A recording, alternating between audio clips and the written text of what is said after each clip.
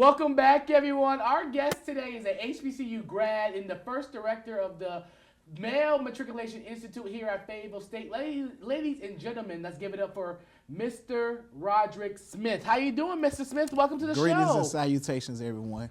Thank you for having me. Thank you for coming on the show. How are you doing today? I'm doing all right, pretty good. We are towards the end of the first semester, so I'm very grateful for that, allowing myself and the students to get out and just go back home and relax and enjoy themselves and take that mental break that we all need. Yeah, that's before you came here to FSU in higher education. What were you doing? So before higher education, I actually coached at a local high school and taught at a local high school at Southview High School. Before that, prior to that, I was actually in law enforcement. So I was worked for Cumberland County Sheriff's Office, the detention center. I did various things from working in segregation. I left there as a gang sergeant. I worked with grievances in the courthouse and different things like that. So I did a whole lot of things within law enforcement, and I think I've constantly always been into mentoring and just trying to help individuals grow, especially young men in the community. Now, what made you want to take this position here at Fayetteville State as the director of the Matriculation Male Institute? Well, as I just stated, I actually was in high school. So COVID hit. During COVID, I went to teach. I had just ran my course with law enforcement, being in that kind of environment. And while I was there, I enjoyed it, but I literally, working in the education system, I realized that going to the next level for these students, that they would not and weren't prepared once they got to this next level. So I wanted to make that transition to actually provide those individuals kind of the blueprint that I did not have when I was in college, understanding that coming from high school. And I just truthfully opening up and speaking, realized that we weren't providing the necessary tools on the education level from K through 12. Yeah. And I wanted that to transition over to college once they decided to go. Now, you are an HBCU grad. You graduated from North Carolina Central University. You pledged to Psi, the Omega chapter of the Omega Sci-Fi chapter of over there. What type of lessons did you learn at NCCU that play into your life today? First lesson is show up. Honestly, is show up. Be comfortable being uncomfortable.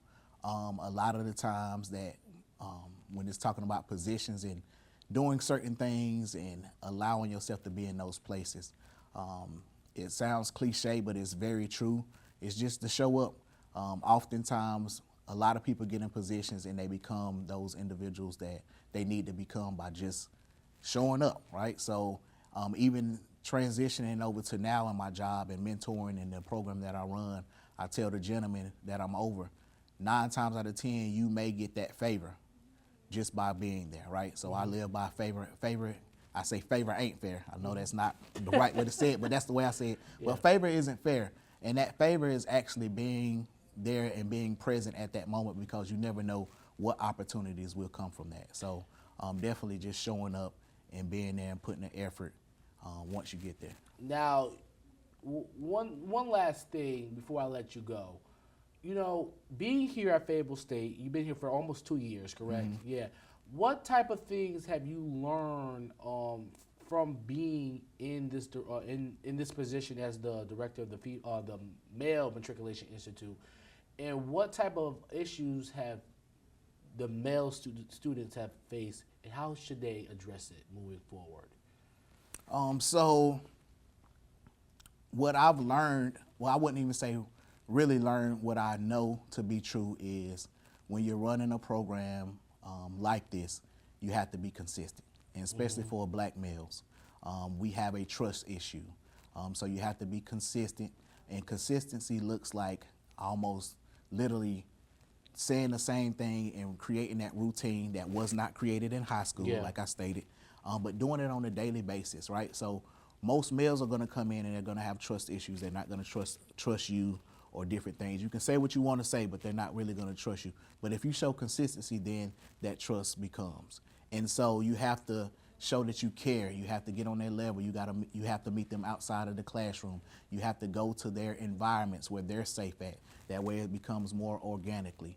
The problem and the issue that I've seen still today is, and it's not even an issue because like I just stated, I know that it takes time. Yeah. Oftentimes we think or we assume that stuff is going to turn around very fast, and we get frustrated when we don't, especially when you're dropping gems and providing those things to them.